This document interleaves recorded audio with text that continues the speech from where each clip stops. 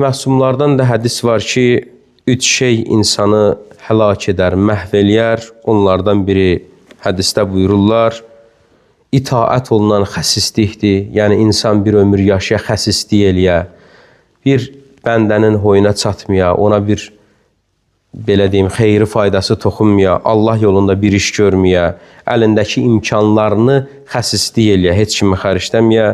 İkincisi, buyurur ki, tabe olunan nəfsani istəklər, insan öz nəfsi istəklərinə tabe olarsa, nə qədər nəfsani istəkləri ondan nəyi tələb eləyir, o işləri görərsə, insan həlak olar.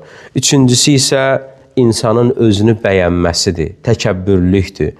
O səbəb olar ki, insan Allahın rizayətindən uzaq şəkildə dünyadan köçə gedə və insanı məhv eləyərək bu dünyadan aparar bu 3 dənə əməl.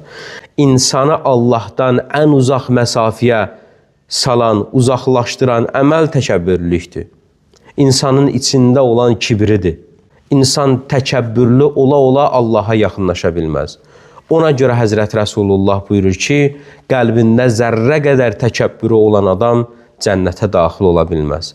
Çün mənəvi aləmdə təkəbbür, kibir, nəcis, mundar bir şeyə bənzədilir.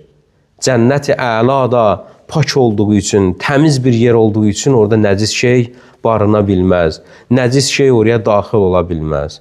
Ona görə insan çalışa şeytanın xisləti olan təkəbbürlüyü kənara qoya ki, yaradılış içərisində ilk dəfə itaətdən boyun qaçırdan, Allaha qarşı gələn, Allahın əmrlərinə boyun əyməyən varlıq şeytan oldu. Onun etdiyi günah da təkəbbürlülük oldu ki, Allah onu 6000 il ki, Allaha ibadət, itaət eləmişdi, Allaha ibadətlə məşğul idi, hətta mələklərin piş namazı idi.